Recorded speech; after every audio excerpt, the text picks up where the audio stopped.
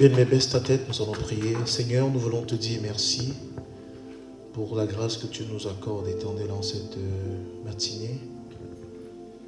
C'est à la fois un privilège et un honneur pour nous de pouvoir nous tenir ici.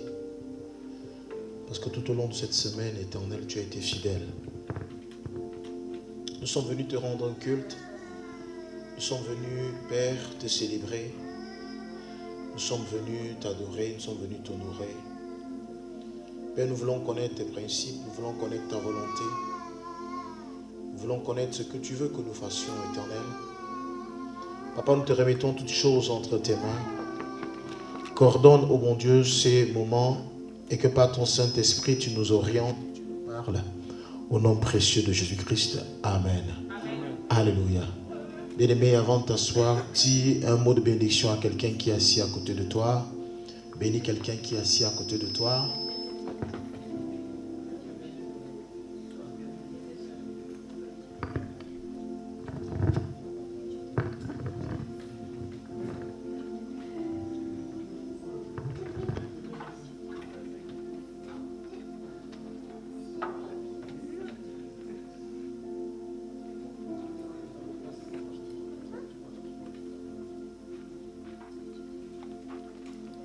Alléluia.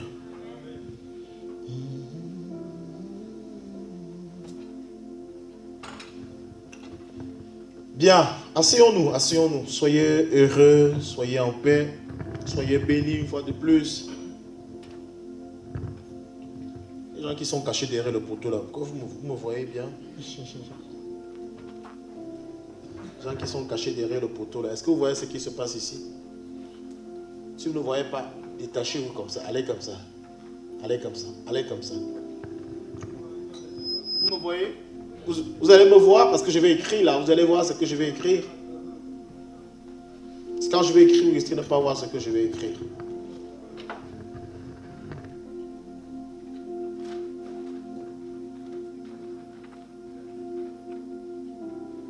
Alléluia. Bien-aimés, ce matin, nous allons aborder un thème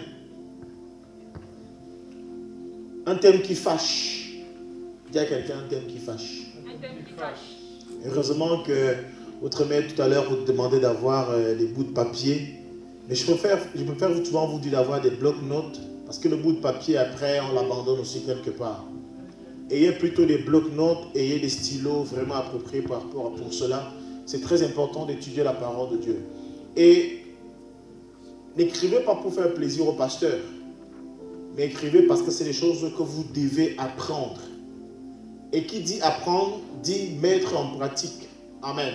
On n'apprend pas, on n'écrit pas juste pour écrire, mais on apprend, on écrit pour apprendre et mettre en pratique par la suite. Sinon, ça ne servira à rien d'avoir écrit. Amen. Nous allons donc parler d'un sujet qui fâche aujourd'hui. Sujet qui a beaucoup de polémiques. Mais comme j'aime toujours à le dire, on ne peut pas blâmer ceux qui parlent tant qu'on n'a pas donné la peine, on ne s'est pas donné la peine de leur apprendre. On ne peut pas blâmer ceux qui discutent. On ne peut pas blâmer ceux qui s'opposent à ce que nous enseignons. Amen. Tant qu'on ne leur a pas donné l'opportunité de pouvoir apprendre ces choses-là. C'est très important. Chaque thème que nous abordons doit être enseigné. Et chaque fois que tu vas, je ne veux pas dire discuter, tu vas échanger avec quelqu'un et tu as comme l'impression que la personne ne comprend pas ce que tu lui dis. Amen. Tais-toi et pose-toi la question, est-ce que la personne a été enseignée? Amen. Parce qu'on se fait beaucoup d'ennemis au dehors tout simplement parce que toi tu peux être enseigné sur un sujet et la personne ne l'est pas. Amen. Et si la personne ne l'est pas, bien aimé, ça sera un langage vraiment de sourd. Ça ne sert à rien. Donc rassure-toi que la personne ait été enseignée dessus. Amen. Nous allons parler aujourd'hui de la dîme. Quelqu'un dise la dîme. La dîme. Excusez un peu. Nous allons parler de la dîme aujourd'hui. La dîme, qu'est-ce que c'est? C'est quoi la dîme? Nous allons parler donc de la dîme. Qui a déjà entendu parler de la dîme?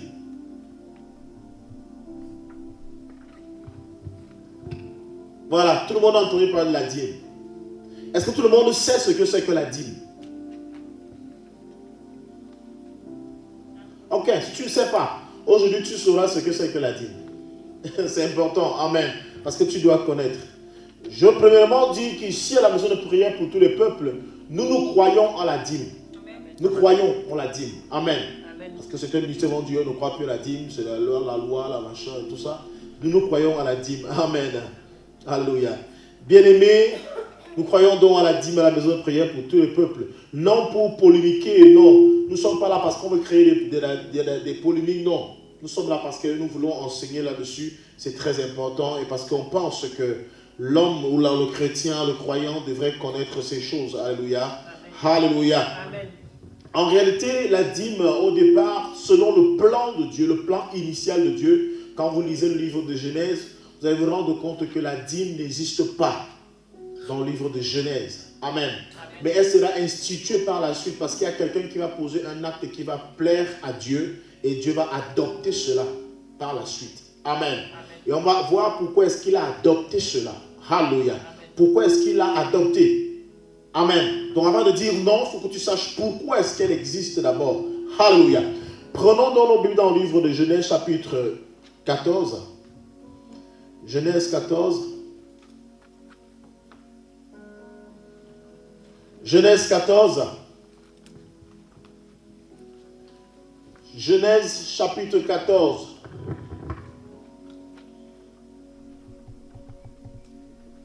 On prendra à partir du verset 11. Genèse chapitre 14, verset 11. Est-ce que quelqu'un peut lire pour nous? Pasteur stagiaire, tu peux lire pour nous? Je lis la parole de Dieu. Amen. Nous allons nous lever. On va se mettre debout pour lire la parole de Dieu. Genèse chapitre 14 à partir du verset 11. Les vainqueurs s'emparèrent tous des biens de Sodome et de Gomorrhe. Ils prirent toutes leurs réserves de vivres et s'en allèrent. Ils enlevèrent aussi Lot, le neveu d'Abraham, avec ses biens, car il demeurait à Sodome. Un rescapé vint annoncer la nouvelle à Abraham, l'Hébreu, qui habitait près Esther, lève-toi. Des chaînes de Mamré, l'Amoréen, un frère d'Escol et d'Aner. Ces trois frères étaient tous trois des alliés d'Abraham. Quand Abraham apprit que son parent avait été emmené captif, il arma 318 hommes bien entraînés, nés dans sa maison, et poursuivit les 4 rois jusqu'à Dan. Il divisa sa troupe et attaqua les ennemis pendant la nuit avec ses serviteurs. Et il les battit et les poursuivit jusqu'à Oba, au nord de Damas. Il récupéra tout le butin. Il ramena aussi Lot, son parent, ainsi que ses biens, les femmes et les autres prisonniers. Lorsqu'Abraham revint après avoir battu Kedorlaomer et les rois qui étaient avec lui, le roi de Sodome vint à sa rencontre dans la vallée de Chavé, qui est la vallée royale. Melchisédek, roi de Salem, était prêtre du Dieu très haut, apporta du pain et du vin. Il bénit Abraham en ces termes: que le Dieu très haut qui a formé le ciel et la terre bénisse Abraham, et béni soit le Dieu très haut qui t'a donné la victoire sur tes ennemis. Et Abraham lui donna le 10e de tout le butin.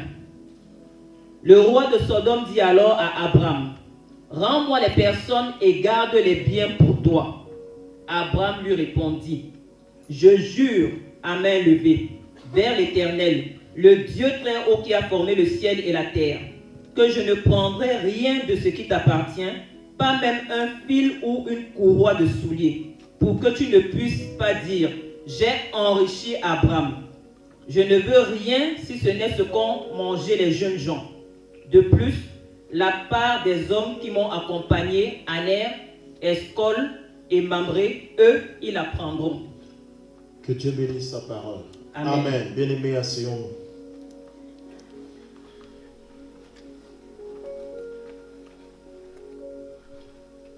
L'histoire d'Abraham et de Lot commence exactement lorsque Dieu déclare, ou alors Dieu dit à Abraham d'aller de la maison de son père. Et lorsque Dieu dit à Abraham, va-t'en de la maison de ton père parce que j'ai un plan, j'ai un projet pour toi. Alléluia. Et il le dit à Abraham tout seul. Mais Abraham va faire quelque chose. Abraham va prendre son neveu Lot. C'est-à-dire que le fils a son frère. Amen. Et il va l'entraîner avec lui. Mais à un moment donné, ils sont appelés à se séparer. Pourquoi? Parce que les bergers de Lot et les bergers d'Abraham vont avoir des problèmes.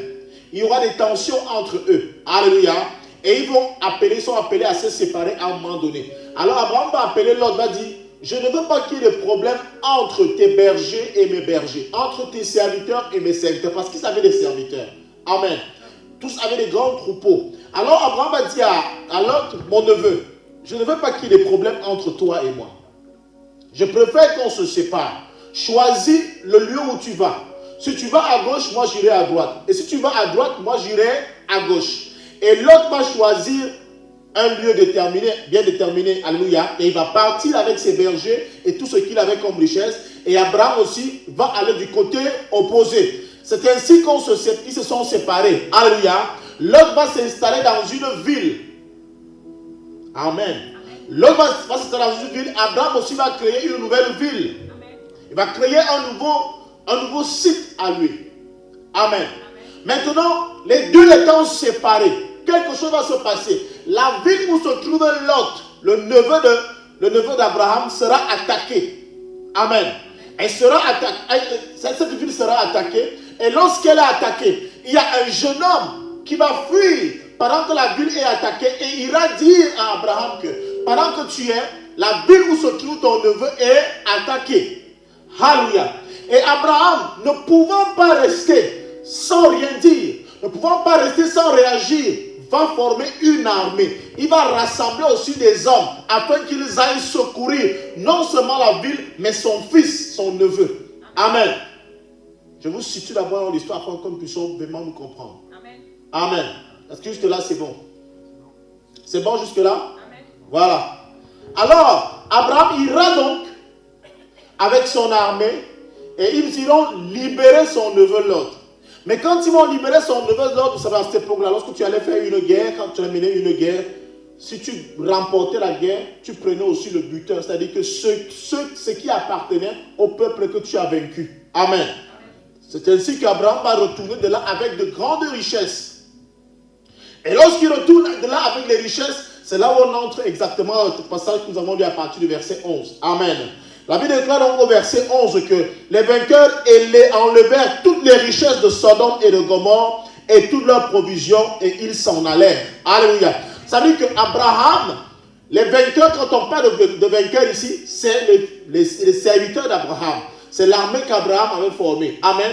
Ils ont remporté, ils ont donc pris tout ce qu'ils avaient trouvé comme richesse et ils sont partis avec ces richesses-là. Alléluia.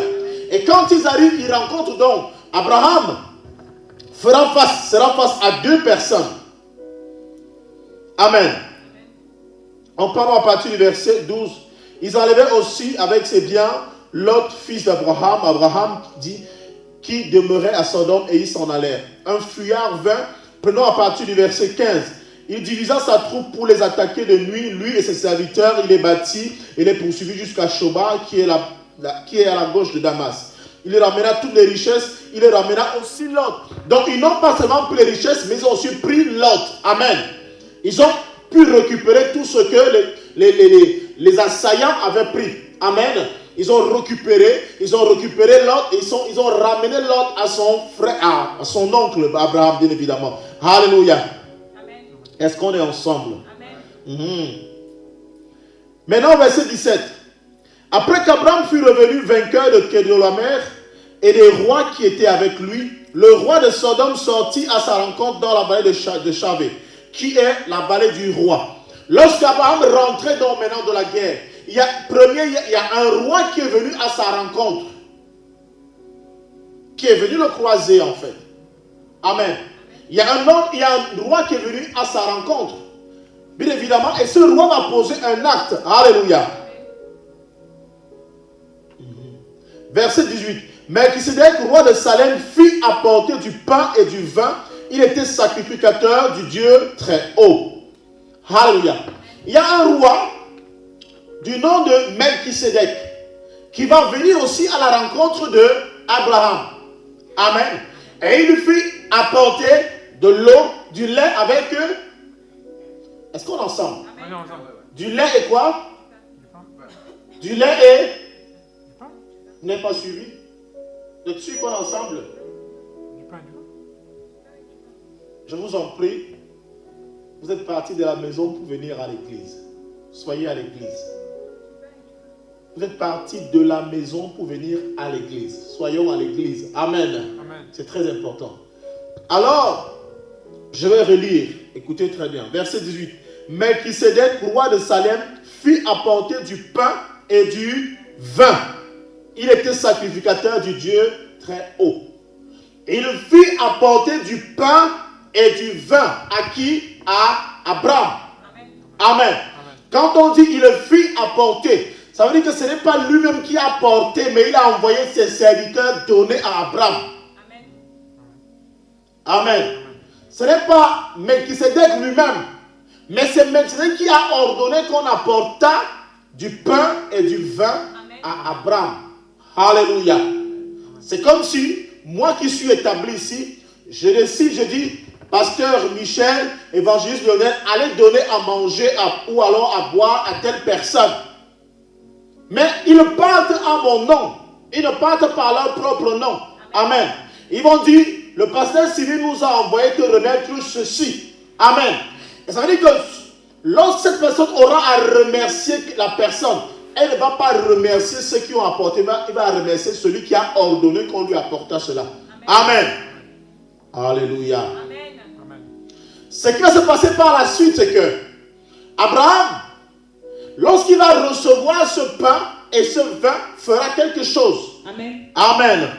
Amen. Amen. La Bible déclare donc au verset 19, il bénit Abraham et dit, béni soit Abraham par le Dieu très haut, maître du ciel et de la terre. Amen. Donc il ne s'est pas limité seulement à donner du pain et du vin, mais il a aussi donné des paroles de bénédiction. Alléluia.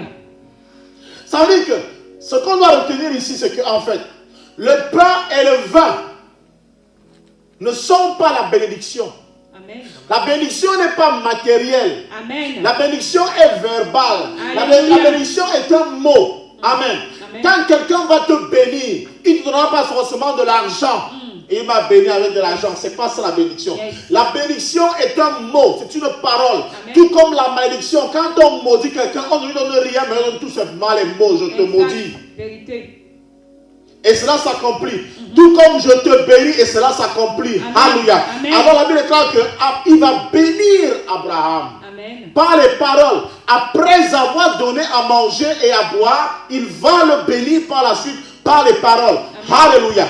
Alléluia. Amen. Voilà ce que le roi de Salem va faire. Mais la Bible nous enseigne que Melchisedec était un roi qui n'avait ni père ni mère. C'est un roi qui n'avait pas d'enfant. Mais tout sort cet homme qui n'a pas de père, qui n'a pas de mère. En réalité, il est la transfiguration de Christ et de Dieu. Yes. Abraham, Melchisedec représente Dieu. Melchisedec n'est pas un homme simple. Amen. Alléluia. Mais cet homme, ce Dieu-là, a des serviteurs.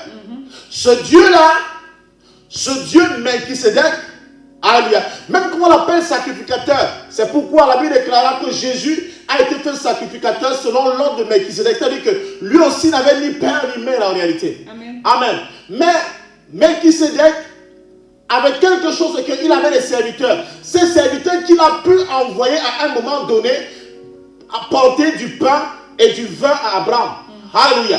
Ça veut dire que j'espère qu'on est ensemble. C'est très important ce que je suis en train de vous dire en ce moment. Parce que si vous perdez pendant que je suis en train de parler, vous allez vous perdre par la suite. Vous ne comprenez pas le reste. Amen. Amen. C'est très important. Alors Melchisedec, qui était roi de Salem, va apporter donc à manger et à boire. Et il va bénir Abraham par des paroles. Amen. Amen.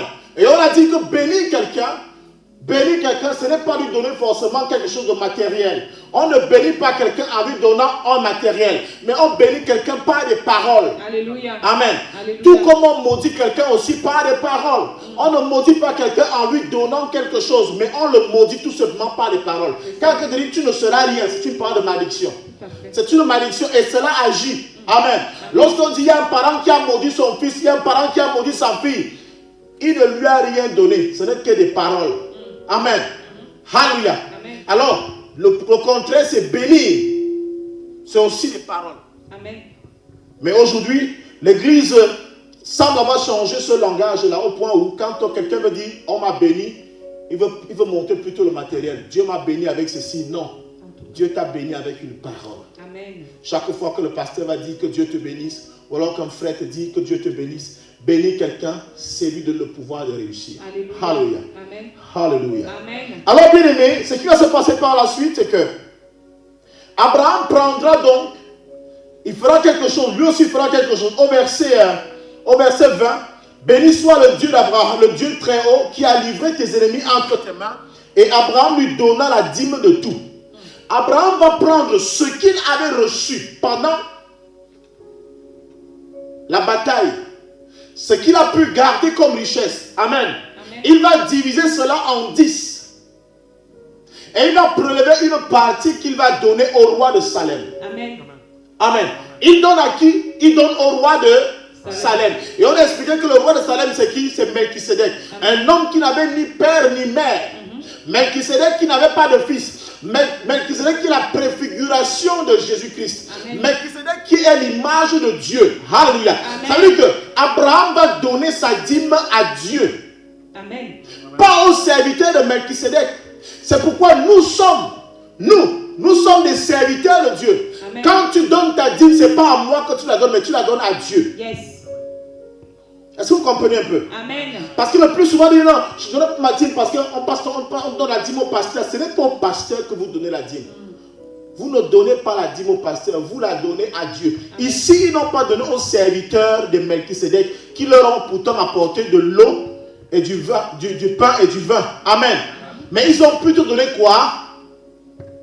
Il a plutôt donné à qui? Je veux dire, il a donné à qui? Il a donné plutôt à Melchisedec. Melchisedec qui est l'image de Dieu. Amen. Alléluia. Amen. Amen. Mais la première chose à retenir ici sur ce passage, c'est que on ne donne pas sa dîme à tout le monde. Tout à fait. On ne dépose pas sa dîme n'importe où. Pourquoi?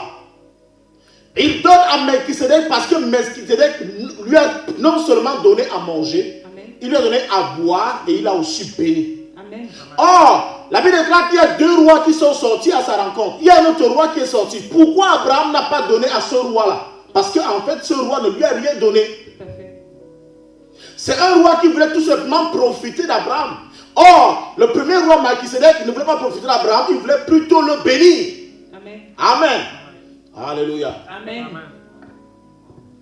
Dieu envoie ses serviteurs pour te bénir. Amen. Dieu envoie les pasteurs pour te bénir. Dieu n'envoie pas les pasteurs pour prendre de toi. Non. Yes. Alléluia. Amen. Alléluia. Amen. Alors, bien aimé, chaque fois que tu auras à donner ta dîme, sache que premièrement, tu la donnes à Dieu. Mais parce que Dieu a employé une personne, parce qu'en fait, lorsque Abraham a donné sa dîme, la dîme de tout ce qu'il avait à Melchisedec, il est encore passé par ses serviteurs qui ont remis à Melchisedec. Amen. Mais en fait, c'est à Melchisedec qu'il donnait. Il ne donnait pas aux serviteurs. Amen. Alléluia. C'est pourquoi nous, pasteurs, on peut recevoir vos dîmes, mais en fait, vous donnez vos dîmes à Dieu. Amen.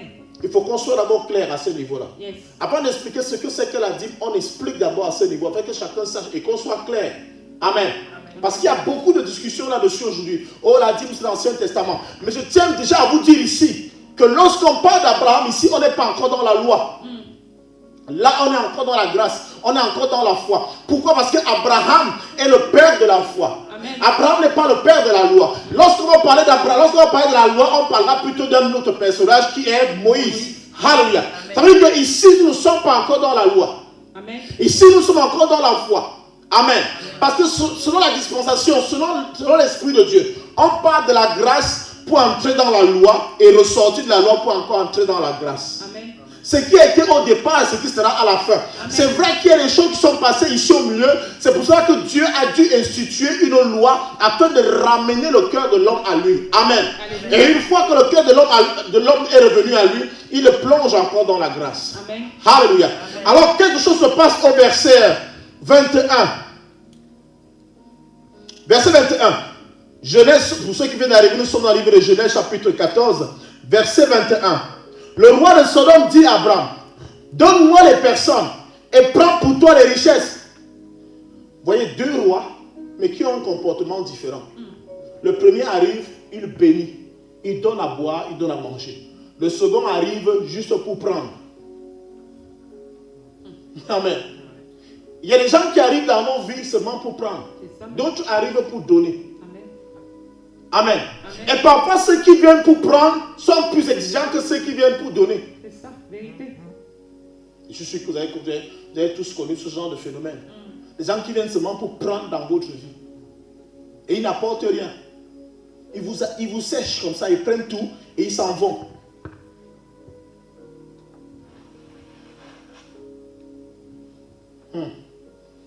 Le roi de Sodome a manqué de sagesse.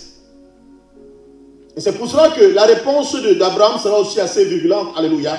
Abraham lui dit ceci. Abraham répondit au roi de Sodome, je lève la main vers l'Éternel, le Dieu très haut, maître du ciel et de la terre. Je ne prendrai rien de tout ce qui est à toi, pas même un fil ni un cordon de soulier, afin que tu ne dises pas, j'ai enrichi Abraham, rien pour moi. Amen. Parce que qu'est-ce qu'il a dit? Il a dit quoi? Donne-moi les personnes. Il a dit ce que tu dois savoir, c'est que c'est l'homme qui produit le matériel. Yes. La véritable richesse de l'homme se trouve dans l'homme et non dans le matériel. Yes. Amen. Amen. Je n'ai pas dit que le matériel n'est pas bon, mais je dis en fait, s'il y a quelque chose que nous devons rechercher, c'est avoir la connexion avec les hommes, être en paix avec tout le monde, Amen. Aimer les hommes. Celui qui a les hommes a la richesse. Amen. Alléluia. Amen. Amen.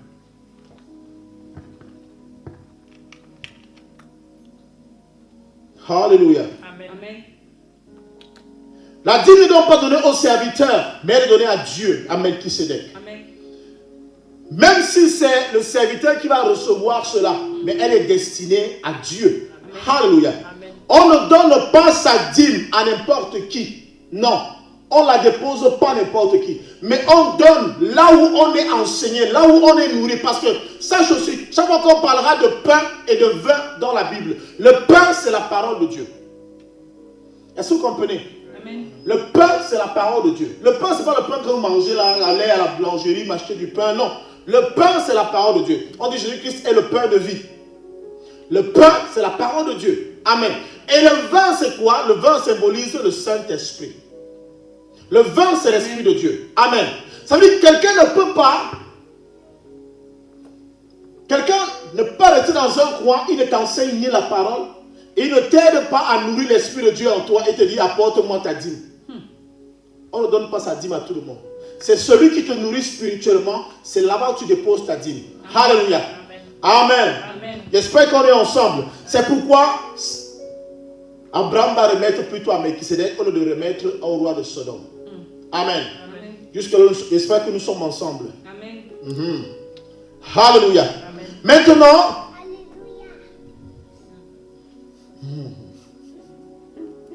Alléluia. Mais quelque chose va se passer. Vous devez savoir. La dîme maintenant, Dieu a vu ce tact-là. Dieu a vu ce tact et il a aimé. Là, la dîme n'était pas encore instituée par Dieu. Mais il va maintenant l'instituer même quand Moïse va arriver. Ça va devenir une loi sous Moïse. Amen. Mais avant la loi, elle existait déjà. Amen. Voilà maintenant comment Dieu va aimer l'acte que Moïse va poser, qu'Abraham va poser. Ça va devenir une loi. Il y a des choses que vous faites en longueur de journée que Dieu apprécie. Il ne vous a pas prescrit cela. Il apprécie. Mais il va prescrire cela à quelqu'un d'autre. Yes.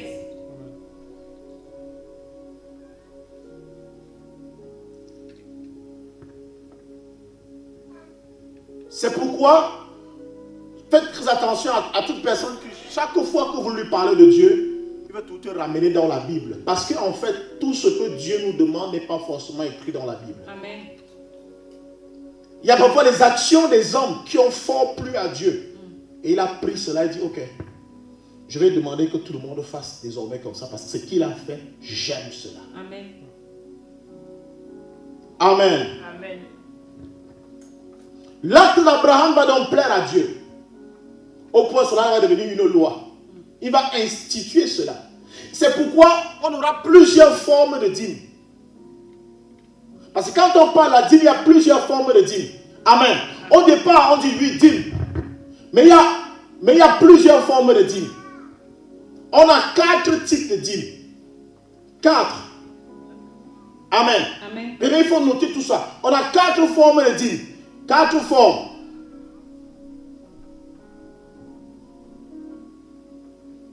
On a 4 types de dîmes. Amen. Nous allons étudier sur la première dîme.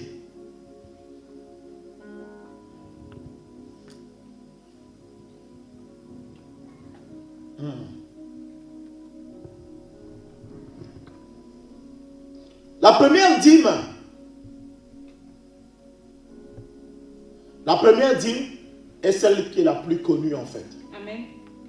La plus connue. La première dîme consiste à prendre dans son revenu Amen. 1/10 et de donner cela à Dieu. Je vais expliquer comment maintenant Dieu a institué cela. Amen. Comment est-ce que Dieu a mis cela en place? Alléluia. Amen. Comment est-ce que Dieu a mis cela en place afin que nous puissions mieux comprendre? Bien aimé, nous allons ouvrir nos Bibles dans le livre de Nombre chapitre 18. Nombre 18. Je vais vous expliquer pourquoi cette première forme de dîme. Amen. Nombre chapitre 18.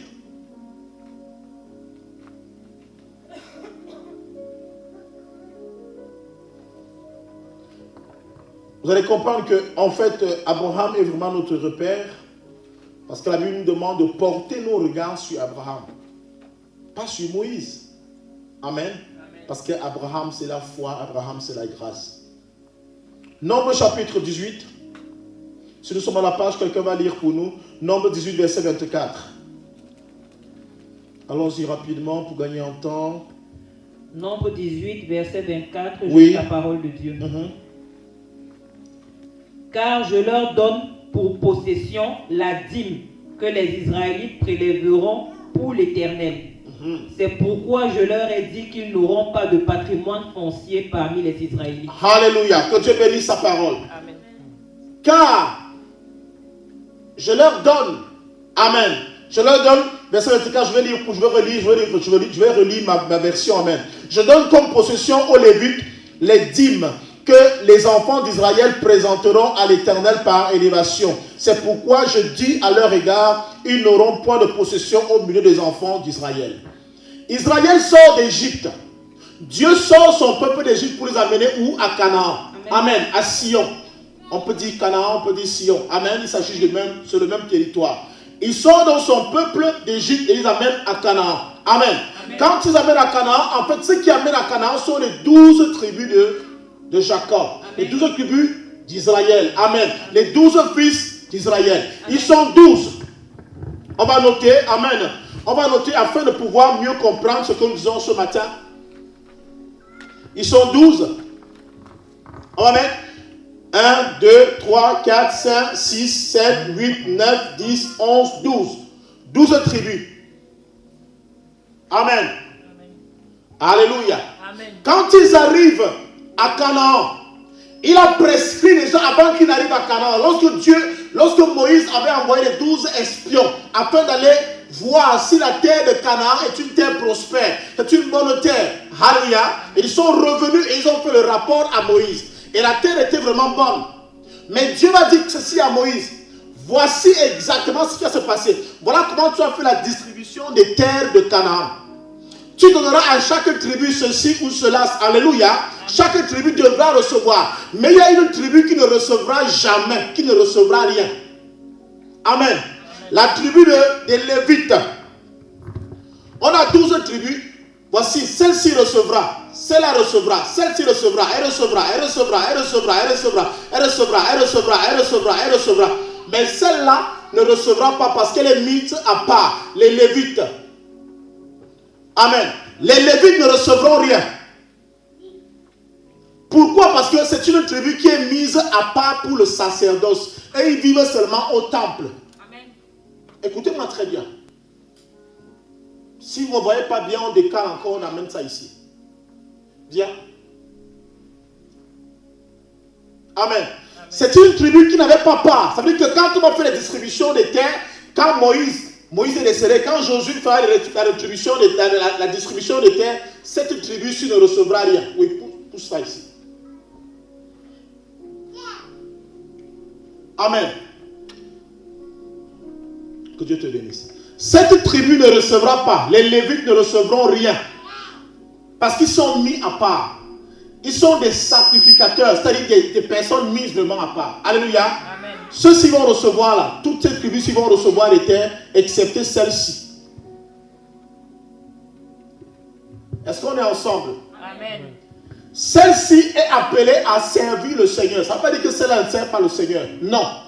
Mais c'est dans cette famille-ci, qu'on tire les sacrificateurs. Là, tu as entendu parler des sacrificateurs. Amen. Amen. Ici, on ne peut pas avoir des sacrificateurs. Non, ici. Pas ici. Pas là. Pas là.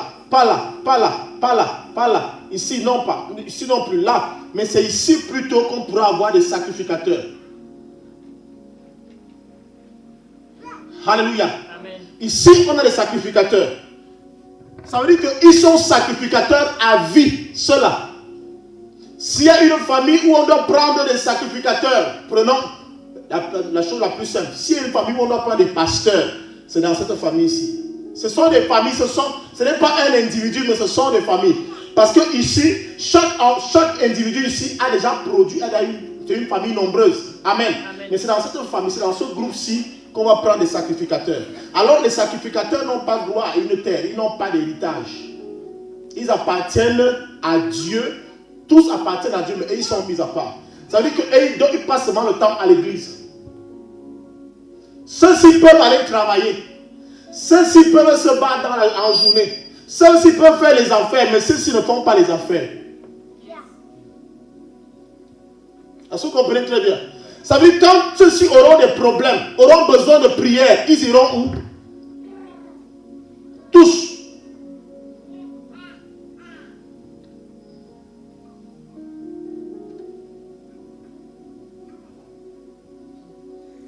Besoin de prière, c'est une seule personne, ce n'est qu'ici.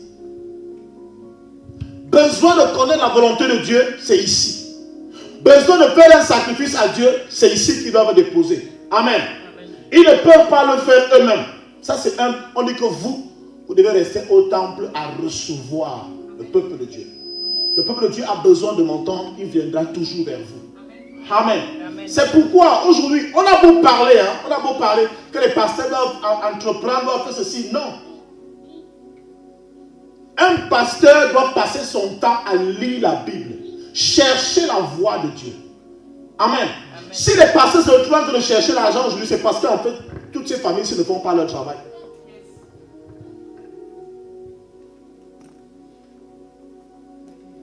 On va voir par la suite, vous allez comprendre. Amen. Amen. Vous allez comprendre. Parce que ce qui se passe, c'est quoi? Toi, chacun de nous, sachez-le, chacun de vous là appartient à une de ces familles. Chacun de vous, chaque chrétien, chaque croyant appartient à une de ces familles. Si tu n'es pas de cette famille-ci, tu es dans l'une de ces familles. Amen. Amen. Et quand tu es dans l'une de ces familles, quand tu as un problème, c'est pour cela. Pourquoi quand vous avez vos rêves, vous ne les gérez pas vous-même? Vous avez les pasteurs, pourquoi?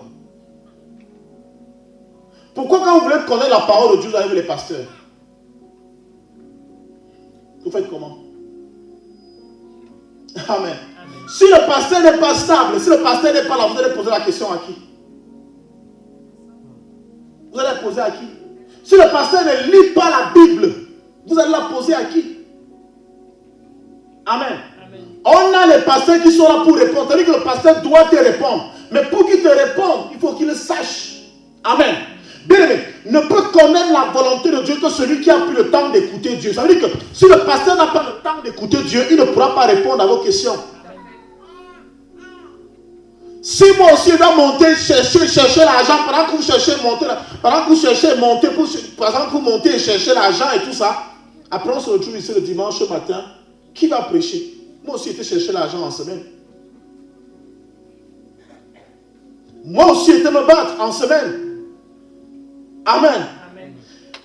Mais oui, battons-nous donc. Et on verra ce que ça, à quoi ça va ressembler l'église. On verra qui va prier pour les autres. Mais c'est eux qui doivent prier. C'est eux qui doivent vous imposer les mains. C'est eux qui doivent faire ceci, jeûner pour vous. Mais je vais jeûner quand? Quand le matin tu me trouves à Sarcelles. À 18h, je suis à la défense. Après tu me trouves à je ne sais pas quoi, à Argenteuil. Qu'est-ce que le pasteur fait? Il vend je ne sais pas quoi. Parce qu'il cherche de l'argent.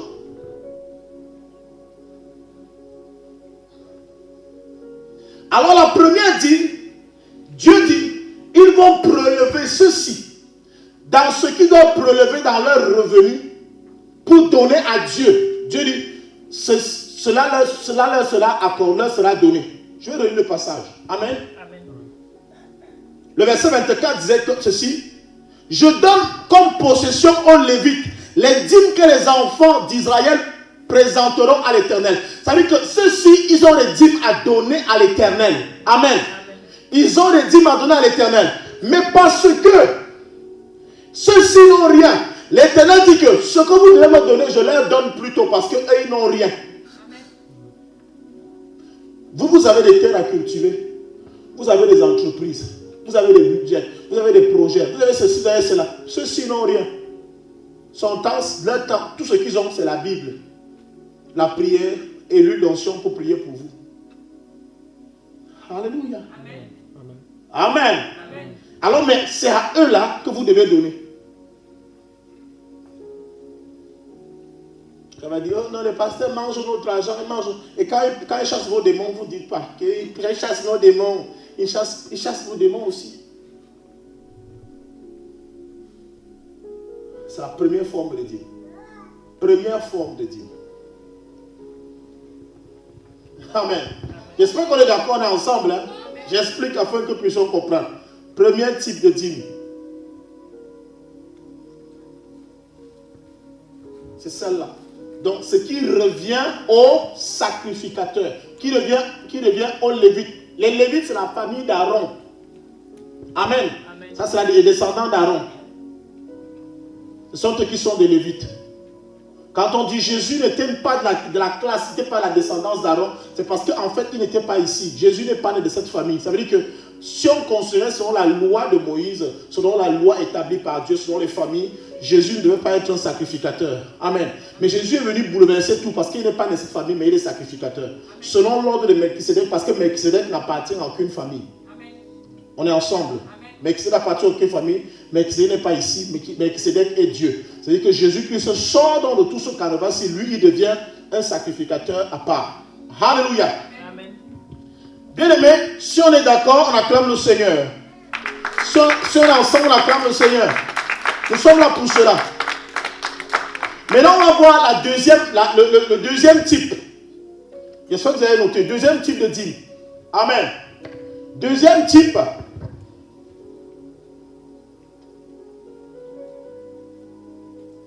Deuxième type. C'est la dîme de la dîme. La dîme de la dîme, on va voir dans le livre de... On reste dans le même livre, hein, Deutéronome. Allons dans Deutéronome chapitre... Non, restons dans Nombre. Nombre chapitre 18, verset 25. Je vais lire pour nous. L'Éternel dit à Moïse,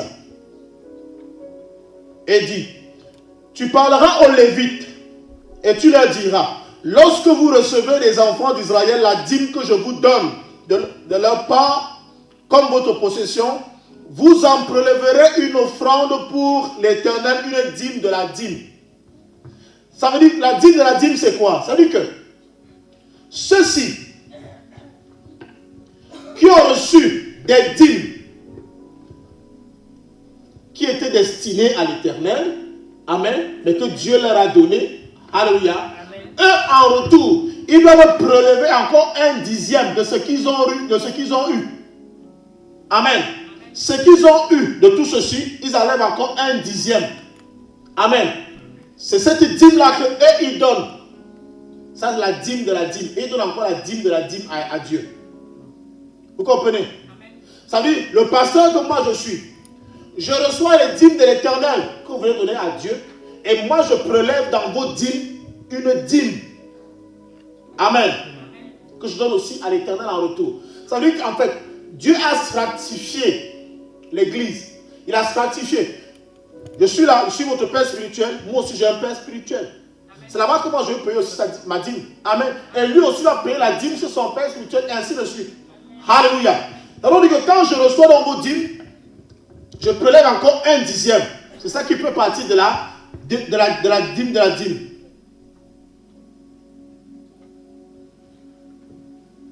Ça c'est la deuxième forme de dîme. Est-ce qu'on est ensemble? Amen. Ok. Oui. On va prendre la troisième forme de dîme. La troisième forme de dîme, on va... Écoutez très bien, c'est vrai qu'on est vraiment ensemble, alléluia. La troisième forme, Deutéronome, maintenant allons dans Deutéronome. Deutéronome chapitre 14. Deutéronome 14.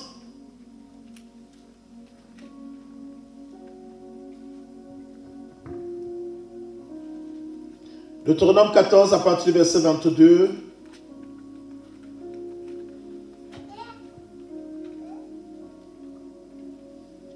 Deutéronome 14, verset 22, je le lis pour nous. Tu lèveras la dîme de tout ce que produira ta semence, de ce que rapportera ton champ chaque année, et tu mangeras devant l'Éternel ton Dieu.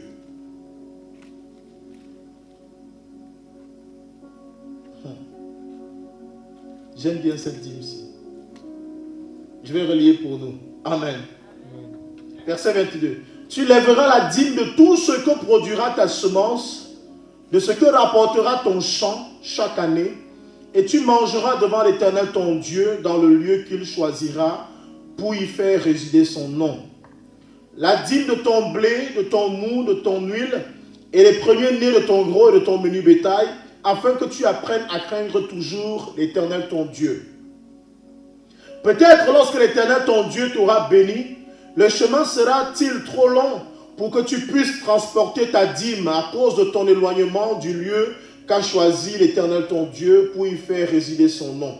Alors tu échangeras ta dîme contre de l'argent, tu serreras cet argent dans ta main et tu iras au lieu que l'Éternel ton Dieu aura choisi. Là, tu achèteras avec l'argent tout ce que tu désireras, des bœufs, des brebis, du vin et des liqueurs fortes, tout ce qui te fera plaisir. Tu mangeras devant l'Éternel, ton Dieu, et tu te réjouiras, toi et ta famille. Amen. Troisième forme de dîme. La troisième forme de dîme est celle qui te revient, en fait. Amen. C'est celle qui te revient. La troisième forme de dîme, c'est ce qui te revient. Parce que quoi? Le plus souvent,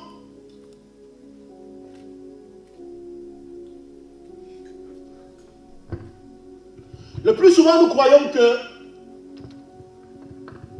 nous dépensons tout notre argent à l'église. Nous dépensons, donc tout mon argent doit partir à l'église. Donc je dois seulement donner mon argent. Il y a des gens qui prennent seulement mon argent. Moi-même, je n'ai même pas le temps de jouir de mon argent. Dieu a prévu toutes ces choses. Et Dieu savait exactement que vous pouvez avoir ce genre de langage. Amen. Amen. C'est pourquoi il dit cette dîme-là, tu vas prélever chaque fois, chaque année, si tu veux chaque mois, prélève une partie de ton argent que tu mets de côté.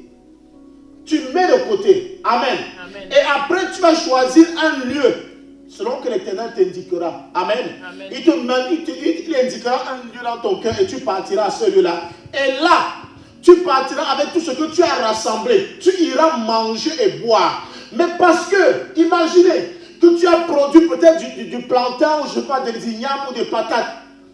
Chaque année, tu mettais, comme moi, tu mettais les patates de côté. À la fin d'année, tu te retrouves avec un sac de patates comme ceci. Amen. Amen. Mais Dieu te dit, tu vas transporter ce sac de patates là pour aller le manger à un lieu qui t'indiquera. Mais Qui va trimballer le sac de patates dans les avions ou bien sur le dos dans les trains?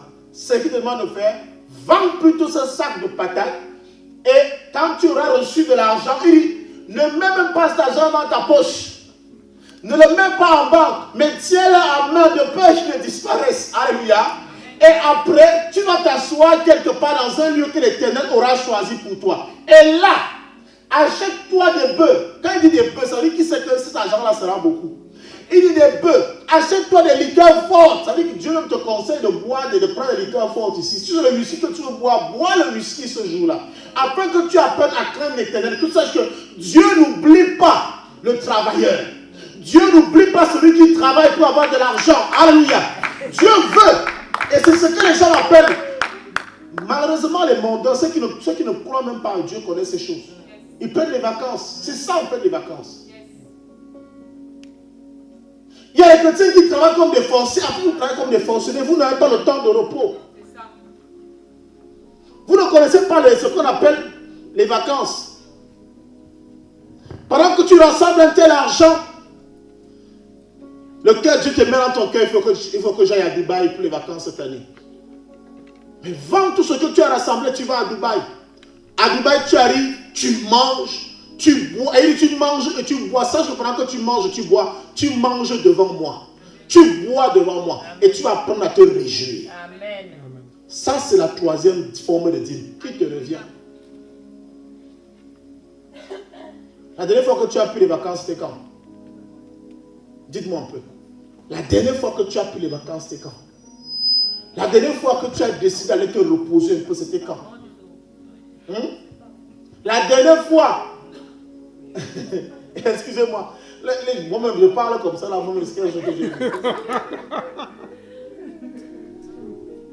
Parfois, je dis que non, je pars en vacances. Alors, je pars au Cameroun pour un deuil. Je dis que je ne pars pas en vacances. Je pars pour un deuil. Pour les obsèques. Non, quand tu es en vacances, tu n'étais pas en vacances au pays. Et en plus même, ce n'est pas au pays qu'on va en vacances. Il faut, parce que c'est un lieu que tu as choisi. Il n'y a pas de vacances au pays. Où tu montes, tu descends, tu montes. La famille, la maison est pleine. Quand tu vas manger dans la présence de l'Éternel. La maison est pleine. L'oncle est venu, la tante est venue, les cousins sont venus, les amis sont venus, les gars du quartier sont venus. Tu n'as pas le temps. Or, Dieu dit que tu dois t'asseoir.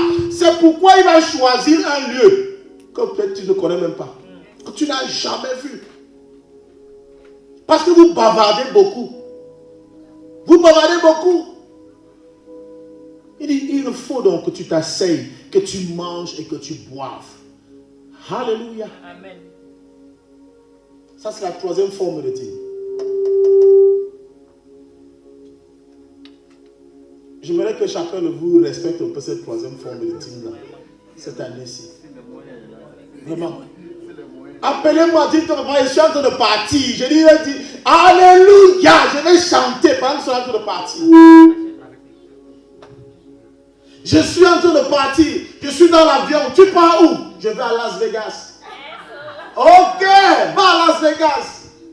Si c'est le lieu que l'Éternel a choisi, va. Mais n'oublie pas une chose. Il a dit que tu seras en face de lui.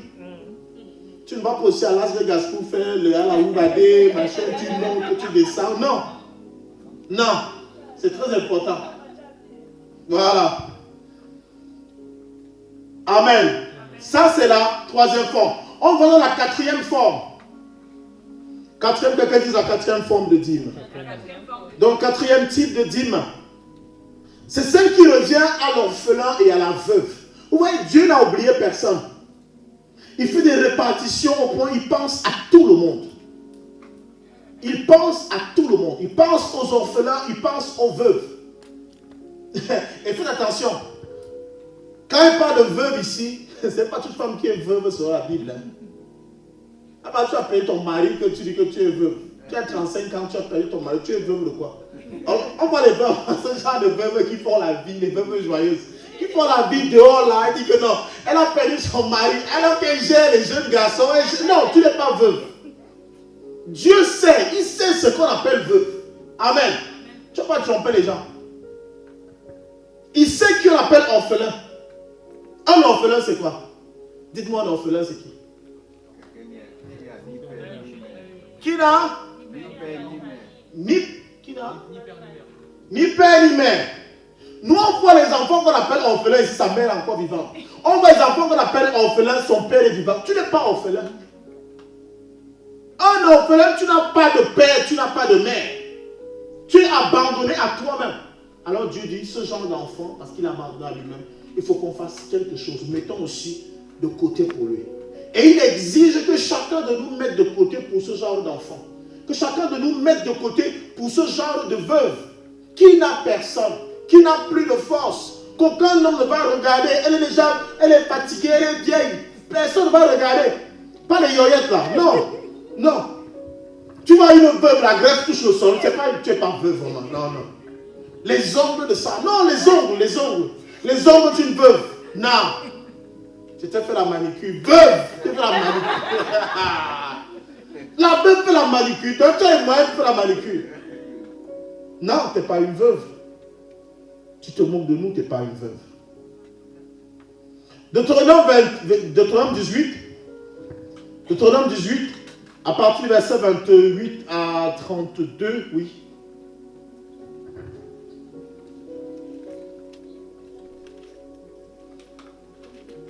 Deutéronome 18.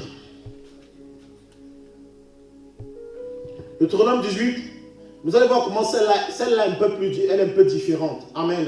Le reste, c'est chaque année, chaque mois et tout, mais celle-ci est un peu différente. Verset 28. Deutéronome 14. Nous sommes à 14. Oui, nous sommes à 14, pas 18. Oui, verset 28. Allons-y, quelqu'un peut lire cela pour nous. Deutéronome 14, à partir du verset 28. Voyez la parole de Dieu. Tous les 3 ans. Tous les 3 ans. Or, le reste, on ne parle pas de nom, on ne parle pas d'année, on ne parle pas de nombre d'années. Alléluia. Mais ici, par tous les 3 ans, oui. Vous préleverez toute la dîme des récoltes de cette année-là. Vous préleverez quoi? Toute la dîme. Toute la dîme. Des récoltes de cette année-là. Oui. Et vous la déposerez à l'intérieur de votre ville. Après, les Lévites qui n'ont pas de part de patrimoine foncier, les immigrés, les orphelins et les veuves qui habitent dans votre ville, ils mangeront à satiété. Voilà. Les orphelins, les veuves et étrangers.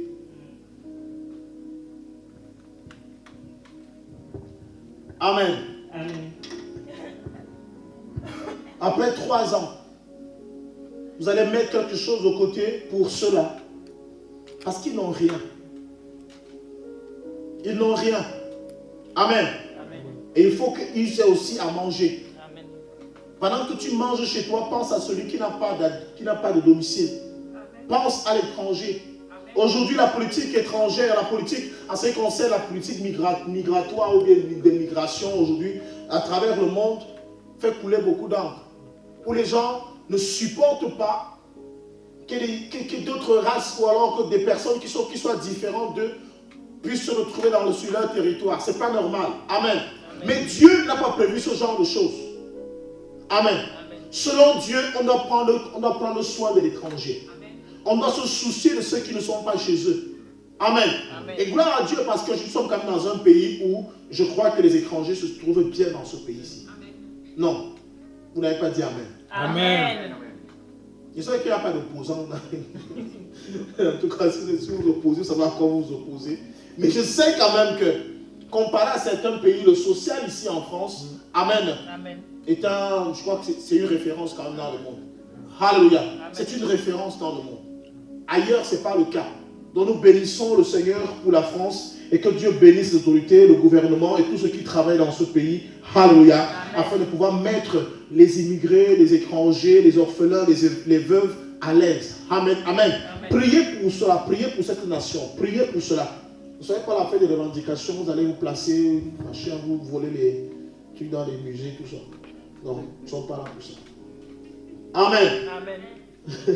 J'aime souvent, vous savez, les Africains aujourd'hui, il y a beaucoup de choses que nous réclamons. Je dis souvent, si c'est mon grand-père qui avait été colonisé, moi je n'ai pas été colonisé en fait. Donc je ne vais pas ramener les histoires de mon grand-père à moi, non. Je suis libre, je n'ai jamais été colonisé. Vraiment, le passé est passé là-bas, aujourd'hui je suis libre. Vous êtes libre aujourd'hui, travaillez si vous voulez travailler. On ne vous empêche pas de travailler, on ne vous empêche pas. Allez là, même si on vous remet tout ce qu'on a pris chez vous, vous allez faire quoi? Puisqu'il y a certains ici qui ne veulent même pas travailler. Ils aiment toucher le RSA, il est touché chez lui, il ne veut pas travailler, il touche le RSA, il est couché à la maison. Pendant que les gens sortent pour aller travailler, toi tu ne veux pas travailler, tu es couché. Vraiment, les gens, si nous sommes colonisés, ils ont tout pris. Ils ont colonisé quand? 24 ans. La colonisation, c'est en quelle année? Toi, on t'a pris, on t'a rien pris. Tu as tes deux bras, va travailler. Surtout que tu appartiens à l'une de ces familles. Tu appartiens à l'une de ces familles. Alléluia. Amen. Alléluia. Amen. Dieu est merveilleux, bien-aimé. Amen. Alléluia. Dieu est merveilleux. Dieu est merveilleux. Alors, voici la part des orphelins. Amen. Amen. Bien, je vais répondre à une interrogation. Je vais répondre à une question que nombreux se posent. C'est vrai lorsqu'on voit tout ceci.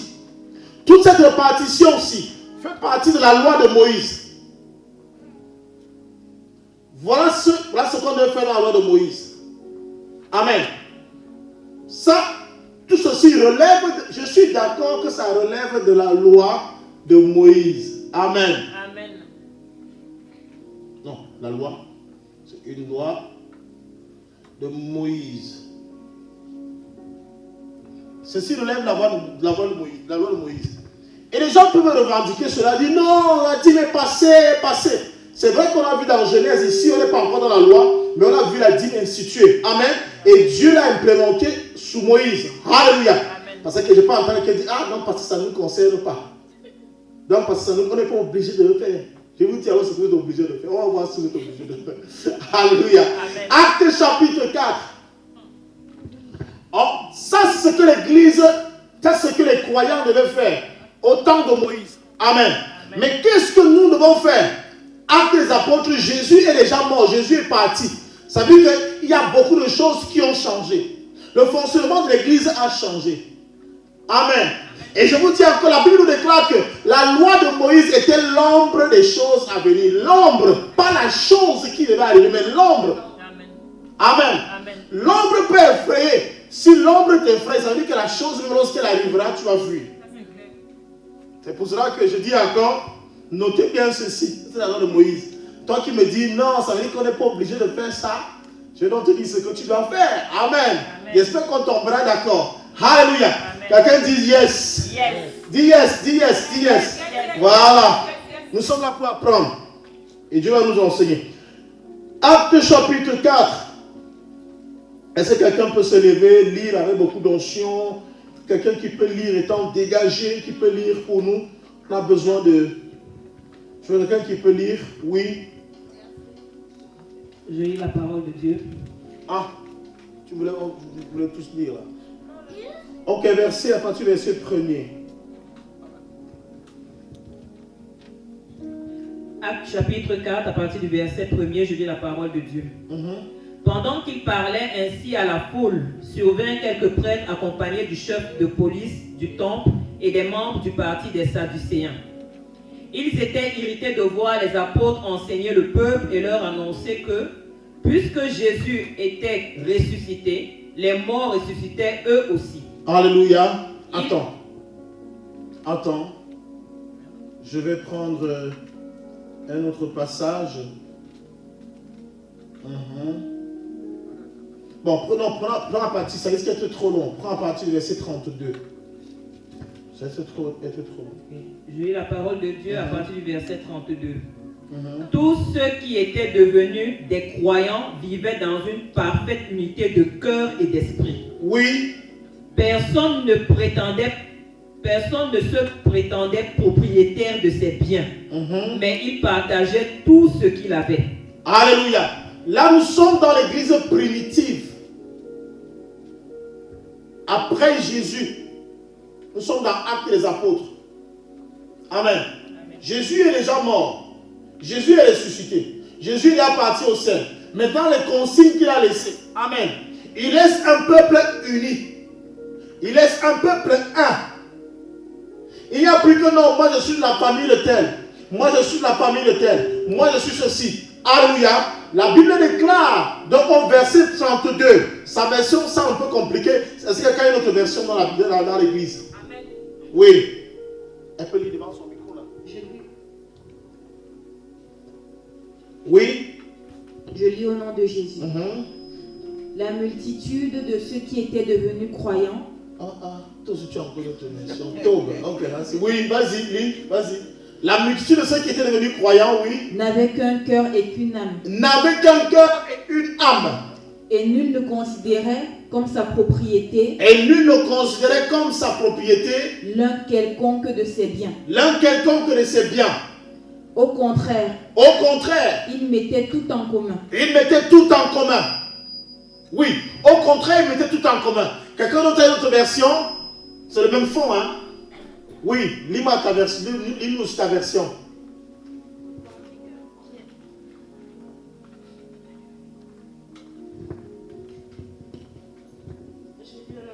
Oui. Tandis que Pierre et Jean parlaient au peuple, survint les sacrificateurs, le commandant du temple et les... Tu es où là? Le 32. Le 32.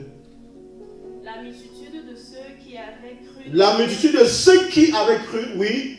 N'était qu'un cœur, qu'une âme. Nul ne disait que ses biens lui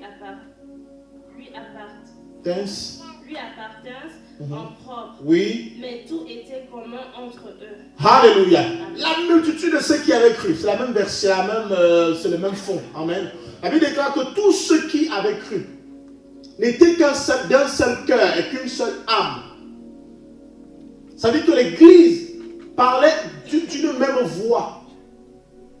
Amen. Tous avaient un même langage. Ce que l'un possédait, il le possédait pour tout le monde. Amen. Ce qu'il avait, il ne disait pas que ce sont mes richesses, c'est ma voiture, c'est mon ceci. Non, c'est mon argent. Non, ce sont mes biens. Non, il ne connaissait pas cela. Ça, c'est le Nouveau Testament. Nous ne sommes plus dans l'Ancien Testament. Toi qui ne marches pas selon la loi de Moïse, voilà donc comment tu dois marcher. Tu ne diras pas que ceci est pour moi, cela est pour lui, ceci m'appartient, ce sont mes. Mais tu diras, ce sont nos. Amen. Ça, c'est pour celui qui n'a pas vu le ciel. Alléluia. Amen. Le verset 33 nous dit ceci. Les apôtres rendaient avec beaucoup de force témoignage de la résurrection du Seigneur Jésus et une grande grâce reposait sur eux tous. Car il y avait parmi eux aucun indigent. Tous ceux qui possédaient des champs ou des maisons les vendaient à porter le prix de ce qu'ils avaient vendu. Ils le déposaient aux pieds des apôtres et l'homme faisait la distribution à chacun selon qu'il en avait besoin. Ah! L'église d'aujourd'hui là. L'église d'aujourd'hui. On dit voilà ce qui se passait. Quand tu avais reçu ton argent, quand tu avais fait une affaire, quand tu avais reçu ton salaire, qu'est-ce que tu faisais? Tu allais auprès de l'apôtre qui était établi. Amen. Et tu déposais ton salaire au pied des apôtres. Tu ne déposais pas un dixième. Tu ne donnais pas la dîme. Mais ils apportaient tout au pied des apôtres. Et qu'est-ce que les apôtres faisaient? Les apôtres distribuaient à tout le monde en fonction des besoins, tout un chacun. Ça veut dire que tu vas comment donner ton salaire, une partie de ton salaire à Sandra, l'autre partie à Benjamin, l'autre partie à toi-même. En fait, il faut que je fasse comprendre la chose. Amen. C'est-à-dire, tu viens avec 1000 euros que tu as gagné, tes 1000 euros à la fin du mois, tu déposes tes 1000 euros devant l'apôtre ou bien devant le pasteur que je suis. Après, il dit, bon, quelles sont tes charges? C'est quoi? Qu'est-ce que tu as fait? Tu as quoi comme charge par mois? Il dit que je dois payer ma maison. Ta maison coûte combien? Après, tu me dis 700 €. Et tu manges combien? Quand tu dis 700 €, ça veut dire que je prends 700 et je donne. Non, j'enregistre d'abord tout. Il faut aimer Dieu pour atteindre ce niveau-là. J'enregistre d'abord tout, 700 €. Ok, et quoi? Mon Navigo, c'est combien? 75 €, d'accord. Et quoi d'autre? Je dois manger pour 200 €. À la fin, je me rends compte que tout ton argent finit même. C'est-à-dire que l'argent finira dans tes besoins. Amen. Mais là, je dis, ok, j'ai compris, j'ai enregistré. Mais ce qu'on va faire, maman, c'est qu'on va te donner 400 €. Tu vas te débrouiller, 400 €. Et les 600 € qui restent, j'appelle, frère William, viens, tu as quel problème? Ma fille a besoin de ceci, a besoin de ça. Ok, prends 100 € pour ta fille. Frère Benjamin, tu as besoin de quoi? Vraiment, je dois faire ceci, donc déplacer pour aller faire ceci, pour aller faire... Ok, prends 50 €.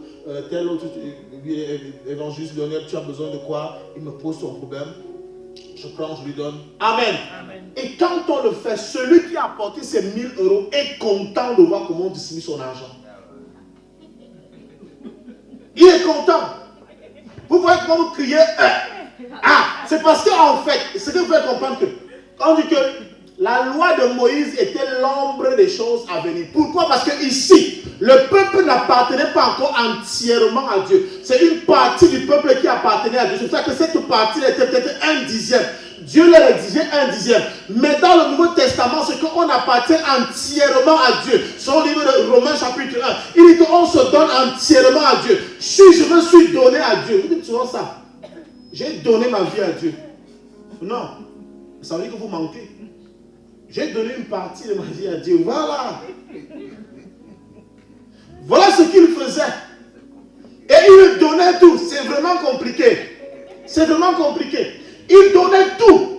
Voilà comment le Nouveau Testament fonctionne. Ça, maintenant, ça c'est comme ce qui va maintenant fonctionner selon la grâce et selon la foi. Vous devez tout apporter ici. Je distribue donc maintenant. Donc, il y a dans les gens, on a donc des chrétiens hybrides. En fait, il n'est ni ici, ni dans l'autre partie. Tu es où? Tu ne donnes ni la dîme, tu n'es ni dans la grâce.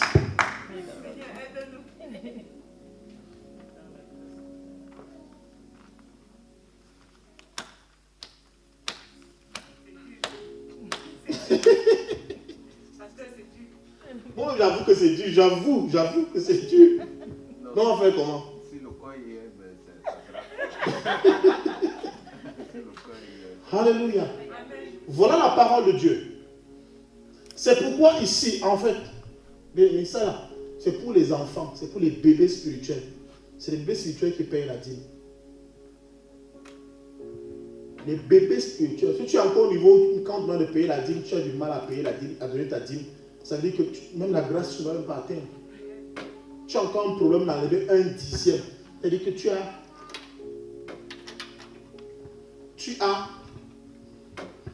10 dixièmes. On te demande d'enlever une part, 1/10, et tu restes à tombe avec 9 dixièmes. Tu trouves que ceci est plus beaucoup que ça.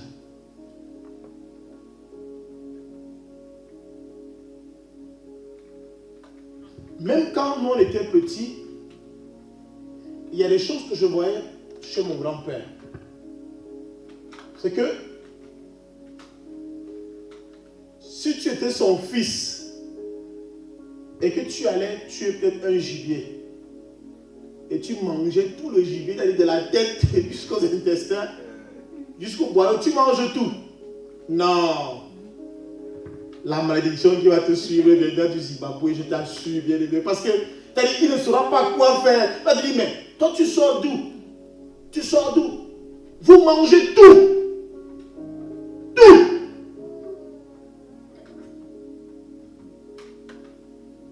L'église va avancer comment?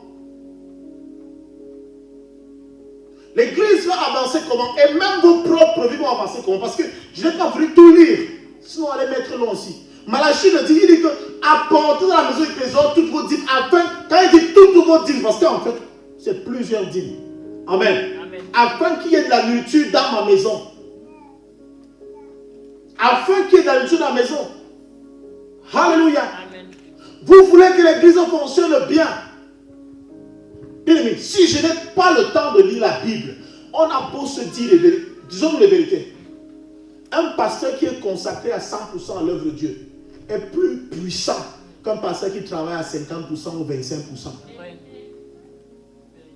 Tu ne lis la Bible que quand tu vas aller prêcher.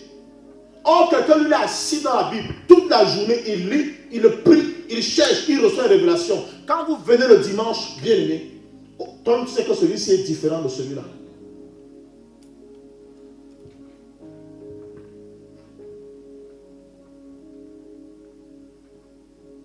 Pourquoi? Aujourd'hui, moi je travaille. Gloire à Dieu. Le peu que vous avez là, c'est le peu où parfois je fuis le travail dès que normalement il rentre à la maison. Ça, je fuis. Mais ça ne devait pas se faire. Amen. En réalité, je devais être assis ici, c'est-à-dire que du matin jusqu'au soir, à vous recevoir. Tu m'appelles, je prie pour toi. C'est mon devoir.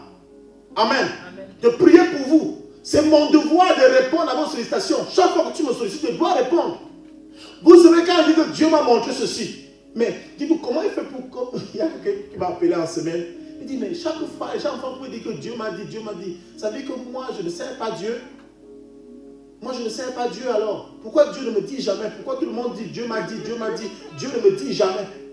Oui, Dieu ne te dit jamais parce que tu es déconnecté. Tu cherches l'argent en France. Tu cherches l'argent. Mais ce n'est pas un problème. Même ce n'est pas un problème de chercher l'argent. Dieu a prévu quelqu'un qui doit entendre ce qu'il doit dire, qui doit écouter les choses qui te concernent. Amen. Amen. C'est-à-dire qu'un pasteur qui sert le Seigneur en montant, descendant, il n'est pas consacré. Il n'est pas consacré. Je vous dis la vérité. Ne nous mentons pas, il n'est pas consacré. Un pasteur qui passe, on va payer le loyer de l'église comment? On va faire comment pour payer les charges de l'église? Ou il va payer sa propre maison comment? Ça va se passer comment? Bien aimé, et je vous le dis encore ici, toutes les fois, parce que ça, je vous préviens déjà que je ne veux pas entendre ce genre de choses un jour. J'aimerais vous dire, l'argent de l'église est géré comment?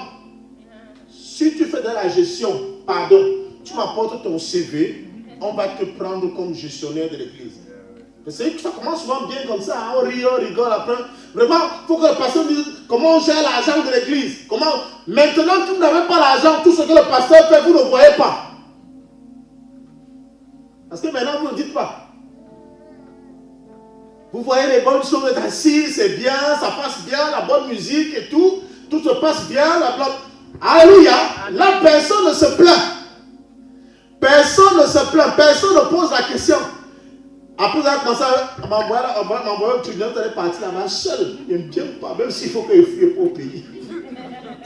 Parce qu'en fait, c'est comme ça que ces choses se passent. Amen. Vous ne donnez pas de l'argent pour savoir ce qu'on va faire votre argent. Sachez-le. Amen. Si vous avez si vous voulez que quand vous rendez compte de votre argent, allez demander à Dieu. C'est à Dieu que vous donnez votre dîme. C'est à Dieu que vous donnez votre dîme.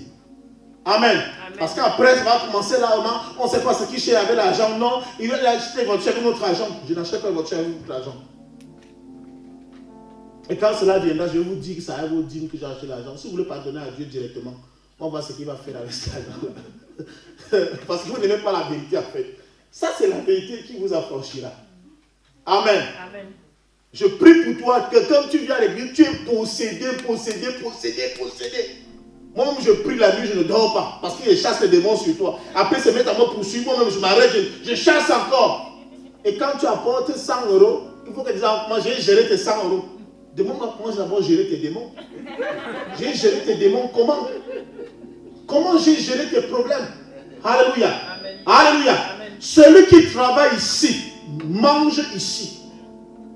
Celui qui travaille sur l'autel, vit sur l'autel. Il se nourrit sur l'autel.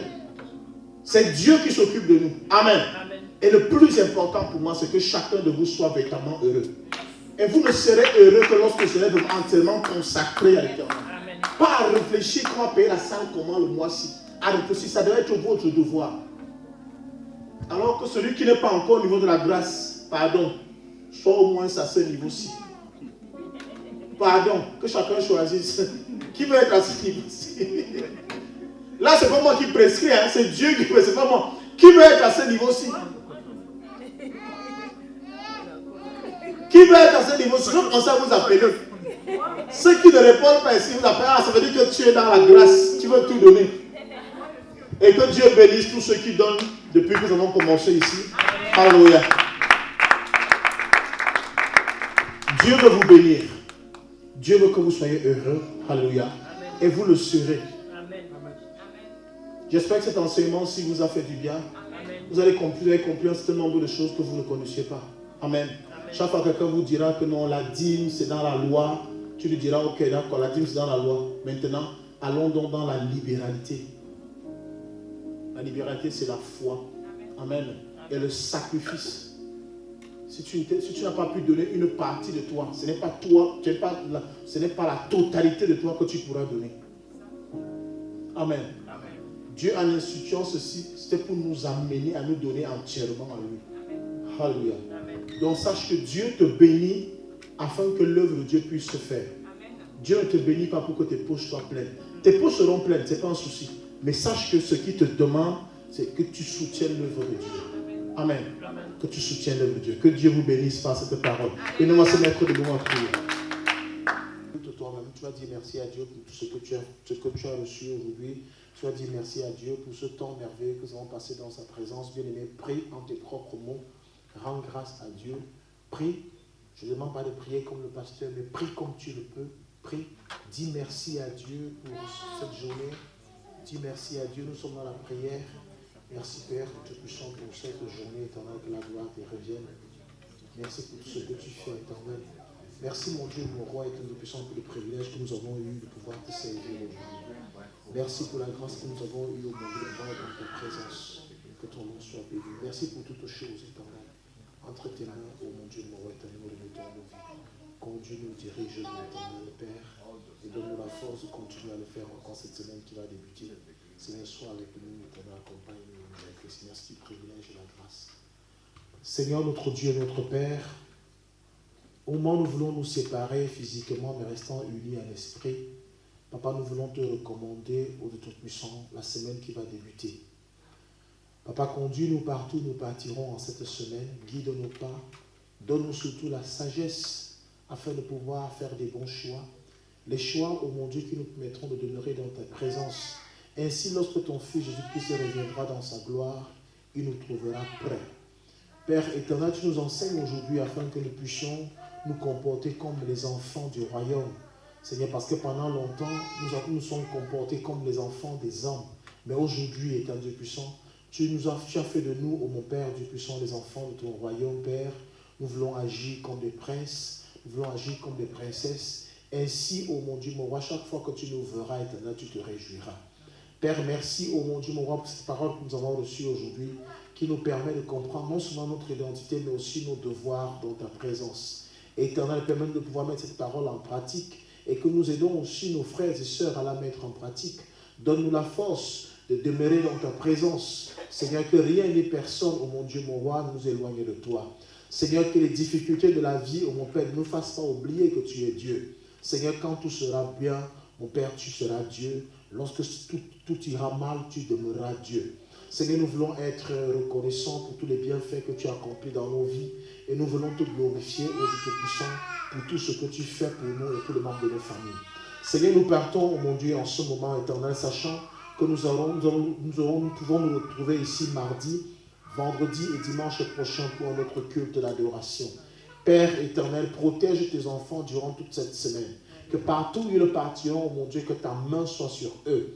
Père, mon Dieu, mon roi éternel, que tout lieu que fleura la plante de leurs pieds soit sur leur domination.